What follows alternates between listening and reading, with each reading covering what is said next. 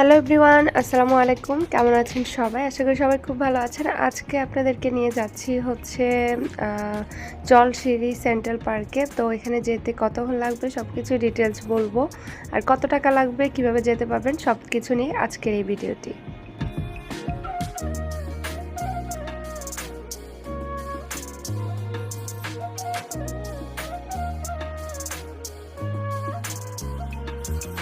আমরা যেহেতু ঢাকার মধ্যে আছি সেজন্য কিন্তু আমাদের বেশি একটা সময় লাগেনি। আপনারা যদি কোথাও থেকে আসতে চান, ঢাকায় যদি থাকেন তাহলে তো প্রবলেমই নেই, একদমই কাছে। আর বাস স্ট্যান্ড থেকে কিন্তু চলে আসতে পারবেন 30 টাকা পার পিস দিয়ে, মানে সিএনজি বা রিক্সা দিয়ে। একদম সহজ পদ্ধতিতে হচ্ছে কুড়িল বিশ্ব রোড থেকে, ওখান থেকে হচ্ছে 30 টাকার বাস নিয়ে ওখান থেকে আসতে হবে হচ্ছে আপনাদের হচ্ছে জলশিরির যে বাস স্ট্যান্ডটা আছে সেখানে। তো সেখানে এসে হচ্ছে আবারও সিএনজি বা রিক্সা নিতে হবে, পার পার্সন হচ্ছে 30 টাকা করে নেবে।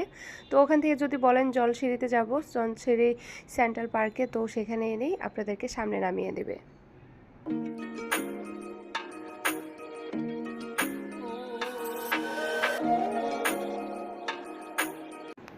আর এখানে ঢুকতে কিন্তু পার পার্সন করে লাগবে হচ্ছে 230 টাকা করে। তো 10 বছরের নিচে কিন্তু কোনো টাকা নেওয়া হয় না। তো সেই কারণে কিন্তু আমাদের 5 জনের মধ্যে থেকে, আমার শুধু মেয়ের লাগেনি, কিন্তু আমাদের 4 জনের লেগেছে 230 টাকা করে।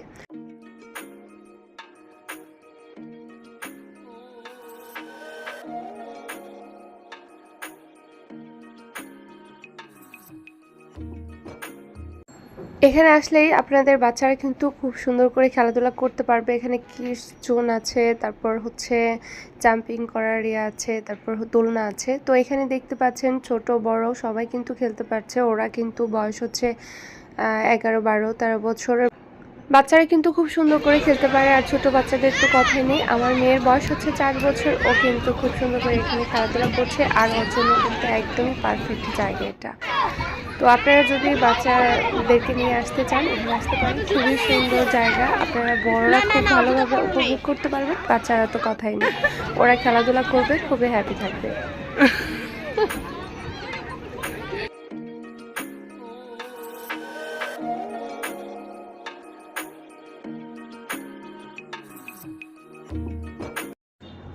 এতক্ষণ তো অনেক বকবক করলাম, এখন একটু একটা জিনিস চেয়ে নিই। আমার চ্যানেলটি যারা সাবস্ক্রাইব করেনি তারা প্লিজ সাবস্ক্রাইব করে লাইক একটা দিতে ভুলবেন না।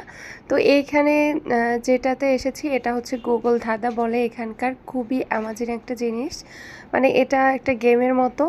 গাছ দিয়ে খুব সুন্দর করে সাজিয়েছে। আর এখানে কিন্তু খুব সুন্দর করে সবাই কিন্তু ভিতরে ঢুকে রাস্তা বের করতে পারছে না, এটাই কিন্তু একটা খেলা। তো এটার ভিতরে হচ্ছে লুডো খেলার মাঝখানে একটা ইয়ে আছে, আর আছে একটা হচ্ছে দাবা খেলার। আর এই যে ওপরে সিঁড়ি দিয়ে উঠে কিন্তু অনেকেই রাস্তাটা বের করে নিতে পারে, কিন্তু আমি আর বের করছি না, যাতে করে আমার একটু আনন্দও লাগে আর ভালো লাগে। আপনাদেরকেও আমি একটু বলে দিচ্ছি, আপনারা এটাই করবেন। রাস্তা না চিনে আপনারা যদি এভাবে হেঁটে বের করেন তাহলেই বেশি মজা লাগবে। আর দেখতে পাচ্ছেন সাইডে কিন্তু ডাস্টবিন আছে, তো ওখানে কিন্তু ময়লাগুলো ফেলে দিতে পারেন। আর জায়গাগুলো কিন্তু খুবই পরিষ্কার থাকবে। সাইডে কিন্তু লেক আছে, পাশে কিন্তু বসে কিছু পিকও উঠে নিতে পারবেন। ওই জায়গাগুলো কিন্তু খুবই সুন্দর আসে ছবিগুলো। আর আমি এখানে কিন্তু খুবই মজা পেয়েছিলাম। তো একবার ঘুরে বের হয়ে তারপরে আবারও দ্বিতীয়বারের মতো আবারও চলে এসেছি। এখানে উপর থেকে দেখছিলাম ভালো করে যে কিভাবে রাস্তা চেনা যায়। আপনারাও কিন্তু এটা করতে পারবেন, এটা কিন্তু খুবই মজার একটা খেলা। ও আর তো বলাই হয়নি, এখানে কবে কবে খোলা থাকে। ঠিক শনিবার থেকে বৃহস্পতিবার পর্যন্ত কিন্তু এটা ওপেন থাকবে। তো টাইম হচ্ছে 9টা থেকে সন্ধ্যা 6টা পর্যন্ত।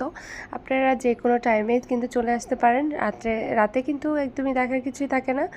ঠিক দুপুর টাইমে থেকে বিকাল টাইমে একটু জ্যাম থাকে, কিন্তু তারপরে ওই টাইমটা ছবিগুলো খুবই সুন্দর আসে। আর খাওয়ার জন্য কিন্তু এখানে ভিতরে রেস্টুরেন্ট আছে, বাচ্চাদেরকে নিয়ে আসলে কোনো প্রবলেমই হবে না। আর এখানে যার মতো দোলনা খেলছিল বাচ্চারা। চলে যাচ্ছি, সন্ধ্যা হয়ে গেছে, চলো। ঠিক যখন সন্ধ্যার পরে বের হবেন তখন দেখবেন সুন্দর সুন্দর করে এখানে লাইটিং করা হয়েছে, ঝর্ণা পড়ছে। এই দৃশ্যটা তো দেখতে ভীষণ সুন্দর লাগে। আর এই রিসোর্টটা হচ্ছে বাংলাদেশের সেনাবাহিনীর হাত ধরেই, তো এর জন্য কিন্তু বেশি সুন্দর করা হয়েছে। একদমই কোনো ধরনের ময়লা পাবেন না, একদমই কোনো যানজট পাবেন না, মানে একদমই খোলামেলা, আর হেঁটে আপনার খুবই আরামদায়ক মনে করবেন। আর এখানে কিন্তু খুবই সুন্দর বাতাস ছিল, তো আবহাওয়াটা খুবই সুন্দর ছিল, একটু ঠান্ডা ঠান্ডা ছিল, গরমের দিনে হলেও কিন্তু প্রবলেম হচ্ছিল না। তো এখান থেকে কিন্তু আমরা বের হয়ে যাচ্ছি ঠিক 6:30টার মতো বাজে। তো এখন কিন্তু সবাই অলরেডি বের হয়ে যাচ্ছে, আমরা এখান থেকে বের হয়ে যাব হচ্ছে সেপ্টেম্বরে বাচ্চাদেরকে নিয়ে।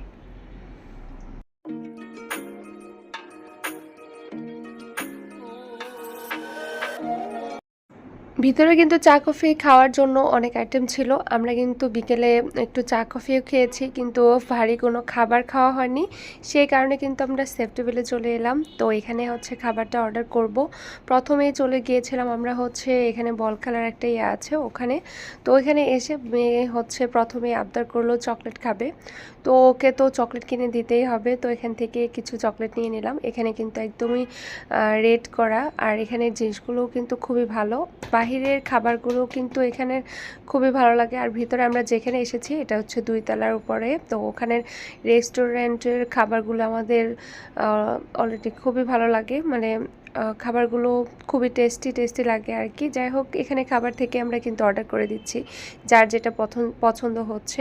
আমি তো বরাবরই হচ্ছে এগুলো খাই, আমার কাছে তো খুবই ভালো লাগে এই খাবারগুলো। আমার মনে হয় যে ফাস্টফুড থেকে যদি কিছু ফ্রুটস খাই তার সাথে হচ্ছে চাউমিন, তারপরে হচ্ছে সাথে থাকে হচ্ছে পাইনাপেল, তারপর ওয়াটারমেলন, তো এগুলো খেতে ভীষণ ভালো লাগে আমার কাছে। আর বাচ্চারা তো একদমই ওগুলো পছন্দ করে না সেগুলো, তো সেই কারণে ওরা হচ্ছে কিছু ফাস্টফুড খাবার নিয়েছে, ওগুলোই খেয়ে নিচ্ছে। খেয়ে নিচে নামতে দেখলাম যে আবার কনসার্ট শুরু হয়ে গিয়েছে, তো এখানে অনেক লোকজনও এসেছে। এখানে এসে দেখলাম যে জুসের যে একটা রেস্টুরেন্ট আছে সেখান থেকে একটা জুসও অর্ডার করলো সুমি, তো ও খাবে। আর আমার মেয়ের জন্য হচ্ছে আমি একটা পেস্ট্রি অর্ডার করলাম, তো এটা একটু দই ছিল, মানে একটু ডিফারেন্ট একটা টেস্ট ছিল, কিন্তু বাট মজার ছিল। তো আমি হচ্ছে খেয়ে নিয়েছি, জাস্ট একদমই অসাম ছিল আর কি খাবারটা খেতে। তো যাই হোক, আজকে ব্লগটি এ পর্যন্ত, কেমন লাগলো অবশ্যই জানাবেন। আল্লাহ হাফেজ। এতক্ষণ ধৈর্য সহকারে আমার ভিডিওটি দেখার জন্য অসংখ্য ধন্যবাদ। Thanks for watching.